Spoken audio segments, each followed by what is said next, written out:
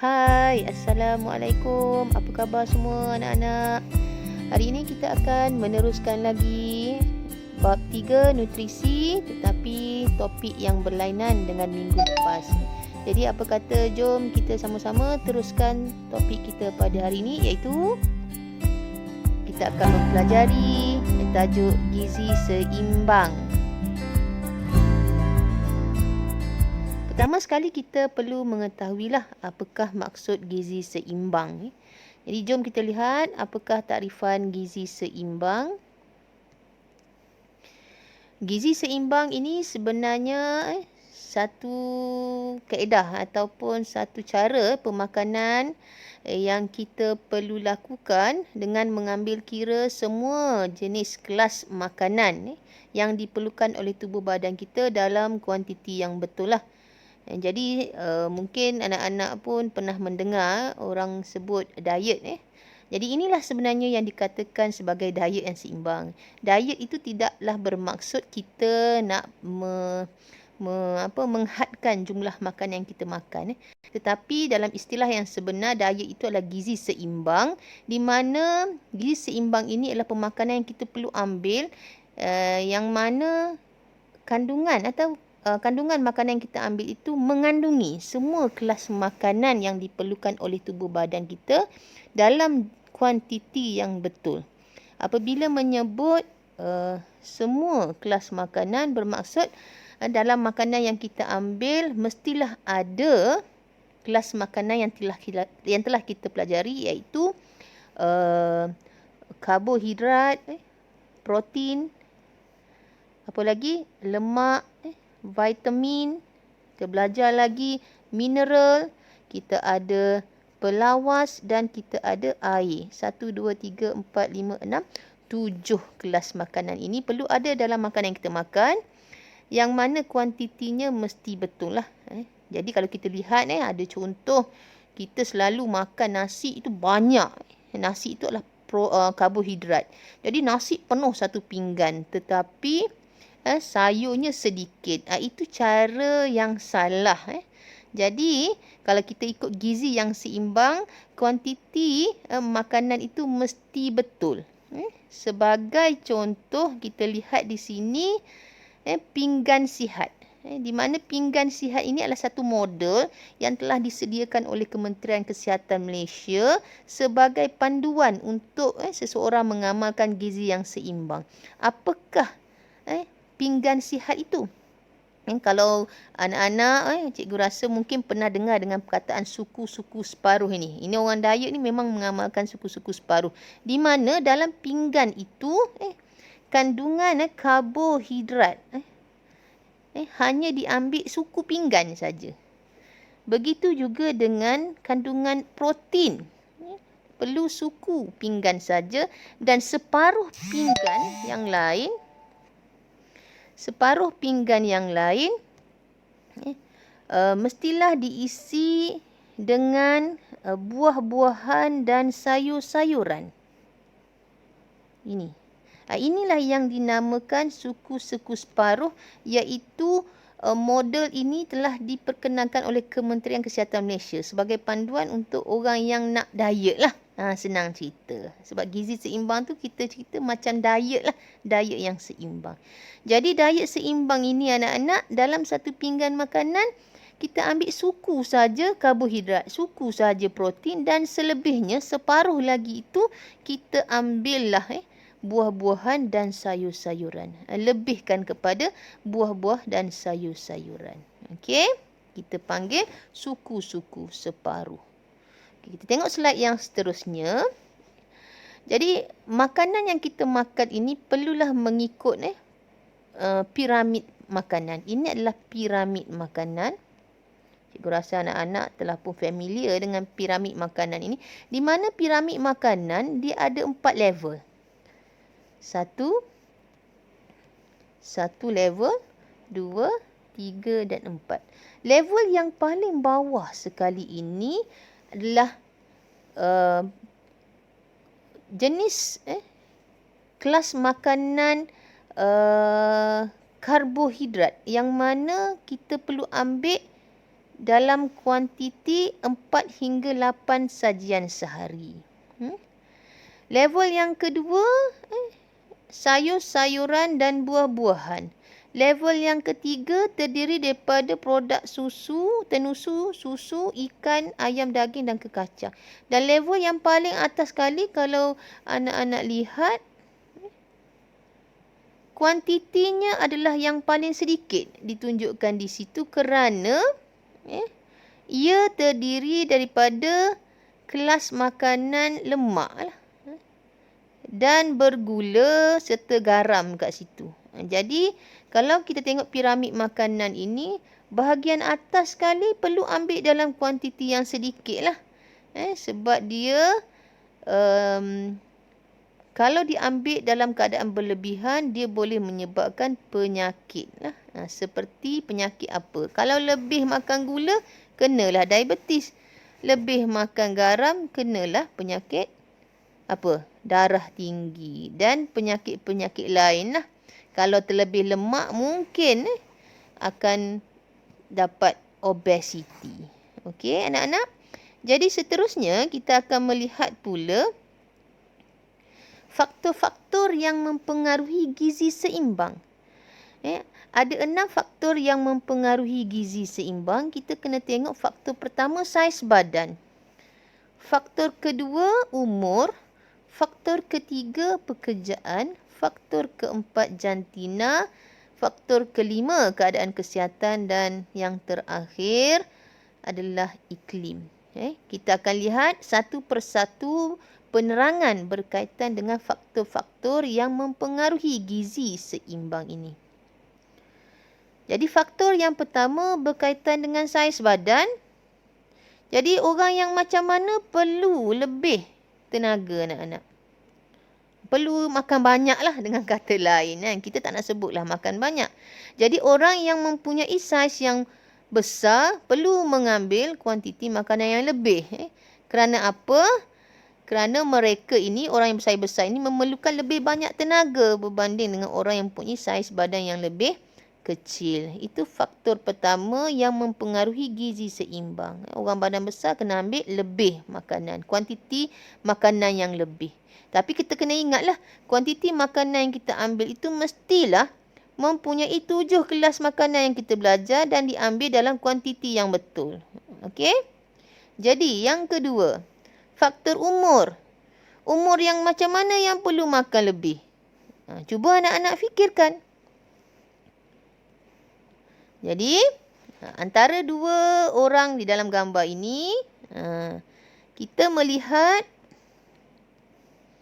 sudah pasti, cikgu percaya ada yang jawab berbeza dengan apa penjelasan yang ditunjukkan dalam slide. Jadi anak-anak kena ingat faktor yang kedua yang mempengaruhi gizi seimbang adalah umur. Kanak-kanak dan remaja memerlukan karbohidrat yang lebih banyak. Untuk apa? Untuk mereka mendapatkan tenaga bagi pertumbuhan mereka. Kerana apa? Kanak-kanak ini sedang membesar dan mereka lebih aktif berbanding orang dewasa. Jadi, anak-anak kena ingat, faktor yang kedua dalam mempengaruhi gizi seimbang adalah umur, di mana kanak-kanak perlu lebih banyak tenaga berbanding orang tua lah, kerana mereka ini sedang mengalami proses tumbesaran dan mereka ini adalah golongan yang lebih aktif berbanding orang dewasa. Faktor yang ketiga yang mempengaruhi gizi seimbang adalah pekerjaan. Orang yang bekerja di situasi mana yang perlukan lebih tenaga? Apakah jawapannya anak-anak? Adakah mereka yang bekerja di dalam kawasan ruangan yang aircon? Ataupun mungkin mereka yang bekerja di kawasan lapangan seperti buruh. Jadi apakah jawapannya? Jadi untuk faktor yang ketiga ini, faktor pekerjaan, petani buruh dan nelayan memerlukan lebih banyak tenaga kerana mereka melakukan kerja berat. Berbanding orang yang bekerja dalam ofis lah. Contoh kata. Kalau cikgu bagi contoh lain, antara cikgu dengan pekerja binaan, sudah pasti pekerja binaan perlu lebih banyak tenaga dan mereka perlu mengambil jumlah makanan lebih berbanding dengan cikgu tadilah. Oleh itu keperluan gizi mereka lebih tinggi berbanding dengan orang yang bekerja di pejabat. Baik, seterusnya kita tengok faktor jantina. Sama ada lelaki atau perempuan yang memerlukan lebih tenaga. Jadi secara umumnya orang lelaki ni badan dia lebih berotot dan melakukan aktiviti yang lebih berat lah berbanding dengan orang perempuan. Maka mereka orang lelaki ini memerlukan kuantiti makanan yang lebih banyak daripada perempuan lah. Ini adalah lumrah lah, lumrah. Baik, faktor yang seterusnya keadaan kesihatan. Faktor keadaan kesihatan ini amat penting dan ia mempengaruhi gizi seimbang. Orang yang sihat ataupun orang yang sakit perlu makan lebih anak-anak. Jadi jawapannya orang yang sakit dan lemah memerlukan sajian makanan yang lebih sesuai dengan keadaan kesihatannya supaya mereka ini akan lebih cepat sihat. Jadi dengan kata yang lebih mudah, orang yang sakit, orang yang lemah perlu makan lebih berbanding orang yang sihat. Apa tujuannya? Supaya mereka ini akan lebih cepat sihatlah. Okey. Tapi mesti kena ingat, makan lebih itu bukan kita suruh dia makan banyak. Tetapi makan dalam kuantiti yang betul dan yang pastinya dalam sajian makanan itu perlu mengandungi 7 gelas makanan tadi. Seperti mana yang kita bincangkan dalam definisi atau maksud gizi seimbang lah. Baik, faktor yang seterusnya, faktor iklim. Faktor iklim juga memainkan peranan dan ia mempengaruhi gizi seimbang. Faktor iklim tadi. Mereka yang tinggal di kawasan yang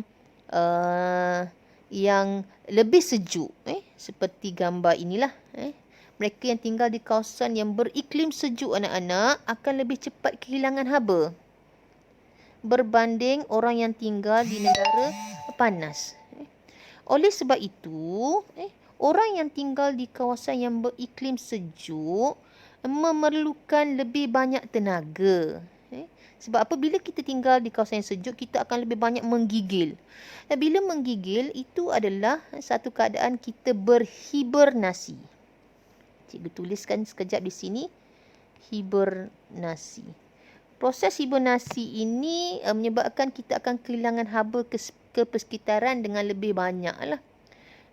Sebab kita menggigil kan. Oleh itu kita perlu menggantikan tenaga kita yang kita telah gunakan tadi dalam proses menggigil dan berhibernasi tadi. Kita perlu makan lebih banyak untuk menggantikan tenaga yang telah hilang tadilah. Jadi penerangan di situ dia tuliskan.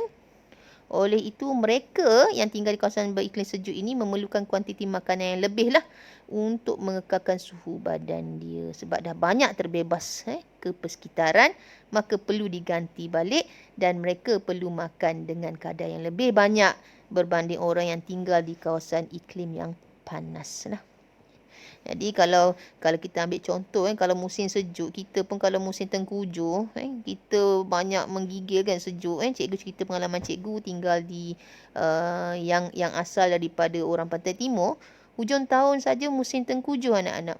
Jadi bila tiba musim tengkujuh, jadi akan rasa lebih cepat lapar lah. Sebab kita banyak berhibernasi tadi. Kita banyak menggigil kan. So kita akan banyak kehilangan tenaga. Jadi kita perlu top up lah tenaga kita itu dengan kita makan dengan lebih kerap lah. Okey? Baik. Jadi secara umumnya cikgu ulang balik faktor yang mempengaruhi gizi seimbang ini ada 6 tadi. Iaitu yang pertama saiz badan. Orang yang badan besar perlu lebih banyak tenaga berbanding orang yang bersaiz kecil. Umur. Faktor yang kedua umur.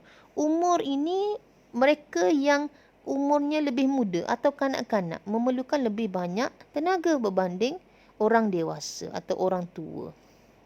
Faktor yang ketiga, pekerjaan. Orang yang bekerja biasa-biasa, orang yang bekerja di pejabat, perlu mengambil kurang makanan berbanding orang yang kerja lasak, orang yang kerja buruh contoh kata. Baik, faktor yang keempat, faktor jantina. Sudah pasti orang lelaki perlu lebih banyak tenaga berbanding orang perempuan lah. Kerana orang lelaki ni dia badannya lebih berotot dan dia banyak melakukan aktiviti fizikal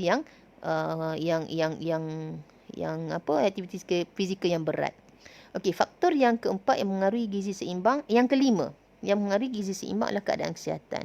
Orang yang sakit, orang yang lemah perlu lebih banyak tenaga berbanding orang yang sihat lah. Jadi dia perlu makan lebih supaya kesihatannya akan bertambah baik. Dan faktor yang terakhir, faktor iklim. Orang yang tinggal di kawasan yang beriklim sejuk memerlukan lebih banyak tenaga berbanding orang yang tinggal di kawasan yang beriklim panas. Itu 6 faktor yang mempengaruhi gizi seimbang. Tolong ingat anak-anak, tolong ingat. Mungkin akan ada dalam soalan ujian atau peperiksaan lah. Okey, cikgu habis subtopik cikgu yang pertama tentang faktor yang mempengaruhi gizi seimbang. Seterusnya, cikgu akan sambung dengan topik yang seterusnya. Tetapi cikgu nak anak-anak tengok slide cikgu ini. Ada soalan yang ditanya di situ. Ni, pernahkah anda melihat label ini? Label apa ya? Label berkaitan dengan kandungan makanan yang ada dalam sesuatu produk lah. Kandungan yang ada dalam sesuatu produk. Ini kita panggil sebagai fakta nutrisi. Nutrition fact itu adalah fakta nutrisi.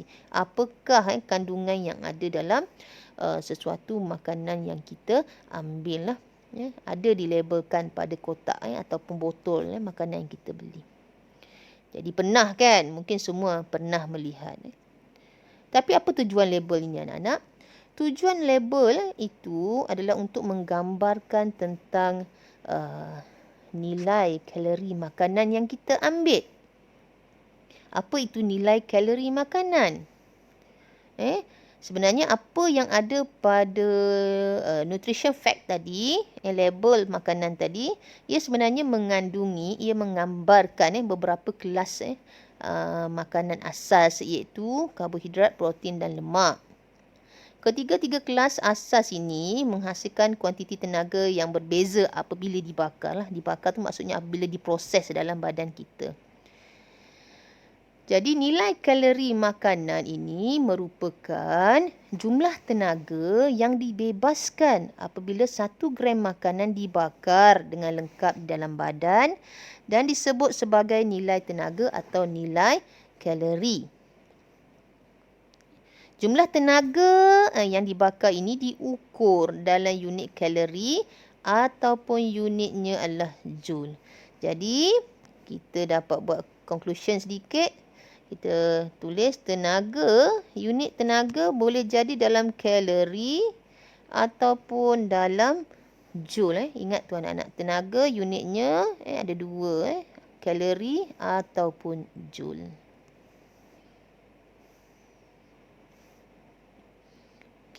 1 kalori, ini untuk pengetahuan anak-anak lah. 1 kalori bersamaan dengan 4.2 joule. Tapi kalau kita ada 1 kilo kalori, ia bersamaan dengan 4.2 kilojoule lah. Ini persamaan matematik dia lah. Kalori dan joule itu adalah dua-dua unit bagi tenaga. Cuma nilainya sahaja yang berbeza. Okay, dalam mempelajari tajuk ini juga, anak-anak perlu mengetahui sedikitlah tentang BMI. Mungkin ada yang pernah mendengar tentang BMI ni. Ia adalah indeks jisim badan lah. BMI itu adalah sebutan dalam bahasa Inggeris, iaitu Body Mass Index. Dalam bahasa Melayunya adalah indeks jisim badan. Penting kita mengetahui BMI ini untuk mengetahui situasi kita. Sama ada kita ni normal atau healthy. Sama ada kita terlebih berat badan, overweight, ataupun mungkin kita terkurang berat badan kita lah, underweight. Jadi kita boleh mengira BMI kita anak-anak untuk mengenal pasti kita di mana tadi. Sama ada sihat, healthy ke kita, lebih berat badan ke atau kurang berat badan. BMI ini dia mengambil kira dua faktor lah. Satu jisim kita, satu lagi tinggi kita. Jadi kita boleh tahu BMI kita dengan kita tahu jisim dan kita tahu tinggi. Dan kita kira lah rumus BMI kita sama dengan jisim tadi. Jisim kita timbanglah kita. Dan juga kita bahagikan dengan tinggi kita kuasa 2. Okey. Itu sedikit takrifan lah tentang BMI. Okey. Anak-anak boleh cubalah di rumah ya. Dapatkan jisim kita, timbang. Dan kita cuba ukur berapa tinggi kita. Dan kita masukkan ke dalam rumus ini. So, kita akan tahulah berapa nilai BMI anak-anak. Anak-anak boleh rujuklah dalam Google. Dia punya carta BMI. Dan bandingkan dengan BMI yang kita ada. Dan kita tengoklah kita di kategori yang mana ya. Baik. Seterusnya. Cikgu ada beberapa soalan berkaitan dengan tajuk yang telah kita bincangkan sebentar tadi. Jom kita lihat soalan yang pertama. Okey, baik anak-anak. Cuba anak-anak jawab soalan yang pertama. Di mana soalan itu bertanyakan tentang berapakah aras dalam piramid makanan. Ada berapa level piramid makanan tadi? Okay, baik. Berapa ya? Fikirkan dulu. 3 saat. 1, 2, 3. Jadi jawapannya ada 4 aras dalam piramid makanan. Baik, soalan yang kedua. Semakin tinggi aras kelas makanan ditempatkan, semakin sedikit kuantiti makanan diperlukan. Adakah benar pernyataan ini? Baik, cuba berapa benar atau tidak pernyataan yang kedua. Lihat apakah jawapannya betul. Semakin tinggi, kita kena ambil semakin sedikitlah kuantitinya. Sebab kat bahagian atas kali ni, adalah lemak, apa tadi, gula, garam lah. Kita tak nak ambil dalam kuantiti yang banyak. Sebab dia boleh mengundang pelbagai penyakit lah. Okay, soalan yang ketiga. Ini berkaitan dengan nilai kalori tadilah. Nilai kalori nasi lemak adalah 40 kilojoule. KJ itu maksudnya kilojoule. Sorry, bukan 40. Nilai kalori nasi lemak adalah 14 kilojoule per gram. Soalan tanya, hitung nilai kalori 100 gram. Soalan ini menunjukkan bahawa nasi lemak, kalori nasi lemak adalah 40 kilojoule per gram.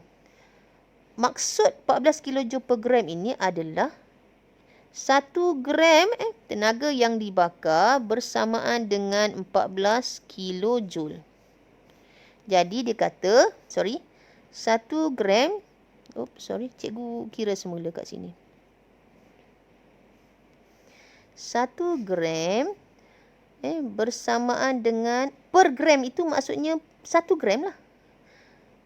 1 gram bersamaan dengan 14 kilojoule tenaganya. Nasi lemak tadi. Tapi dia suruh kira hitung nilai kalori untuk 100 gram. 100 gram, berapa nilai kalorinya? Tak tahu. Jadi bagaimana? Caranya adalah 1 gram 14 kilojoule, 100 gram bersama dengan 14 kilojoule darab 100. Maka kita akan dapat sekiranya orang tu makan, dia ambil 100 gram makanan itu, maka nilai kalori yang dibakar dalam badannya adalah bersamaan dengan 1400 kilojoule. Okey. Jadi seterusnya. Ada lagi tak soalan? Okey. Kita cuba soalan yang keempat. Rajah menunjukkan senarai menu sarapan Syakila. Jika Syakila makan 25 gram. Syakila makan 25 gram roti, 20 gram telur dan 200 gram susu. Berapa jumlah kalori yang diambilnya? Okey. Dalam senarai menu ini diberikan nilai kalori bagi 1 gram. Nampak tak? kj per gram itu maksudnya nilai kalori bagi 1 gram. 1 gram, maksud dalam jadual ini, 1 gram roti 10.12 kilojoule. Tetapi Shakila dia makan 25 gram roti. Jadi, apa yang anak-anak perlu buatlah 25 gram itu perlu didarab dengan 10.12. Okey, sebab dia ambil 25 gram. Yang diberi dalam soalan adalah 1 gram 10.2 kilojoule.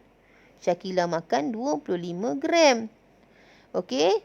Kemudian Shakila juga ambil 20 gram telur. Dalam jadual 1 gram telur 6.59 kalorinya. Jadi apa yang perlu dibuat sebenarnya adalah ini anak-anak. Jumlah kalori bersamaan dengan 25 kali 10.12. Ini maksudnya Shakila ambil 25 gram roti. Shakila juga ambil 20 gram telur. Yang diberi dalam soalan 1 gram telur 6.59 kilojoule. Tetapi Shakila ambil 20 gram telur. Kemudian perlu ditambah lagi dengan Shakila ambil 200 gram susu. Ini 200 gram susu. Tetapi berapa nilai kalori untuk 200 gram? 200 gram perlu didarab dengan 2.68. Sebab 1 gram susu bersama dengan 2.68 gram. Jadi kena darablah dengan 200. Maka bila didarab macam tu, dia akan dapat. Ini adalah matematik calculation saja, anak-anak kira dengan kalkulator. Maka jumlah kalori yang Shakila makan bersamaan dengan 920.8 kilojoule. Okey. Sebab dia ambil banyak tu, 25 gram roti, 20 gram telur dan 200 gram susu. Yang diberi ini adalah nilai bagi 1 gram. Ni 1 gram. Okey. Kita cuba lagi. Oh, dah tak ada soalan. Jadi itu saja anak-anak. Kalau anak-anak masih lagi tidak memahami, cuba replay balik video cikgu. Dan akhirnya nanti silalah membuat latihan homework yang cikgu tinggalkan di sini. Ada 2 homework, iaitu yang pertama, tolonglah lengkapkan buku Sains Proses Skill ini muka surat 28 saja. Sebab muka surat ini adalah soalan berkaitan dengan tajuk yang kita belajar hari ini, iaitu gizi seimbang. Dan soalan kedua, dalam GC, cikgu dah letakkan soalan kuizi sebagai latihan pengukuhan. Dan jawab soalan itu akan dikira sebagai kehadiran untuk PDPR hari ini. Boleh? Jadi cikgu mengharapkan anak-anak dapatlah memahami perkongsian cikgu hari ini. Cikgu ulang sedikit rumusan yang telah dipelajari hari ini. Kita dah belajar tajuk gizi seimbang, faktor-faktor yang mempengaruhi gizi seimbang, dan yang terakhir baru sebentar tadi kita belajar nilai kalori. Jadi itu saja untuk hari ini. Kita jumpa lagi pada PDPR kita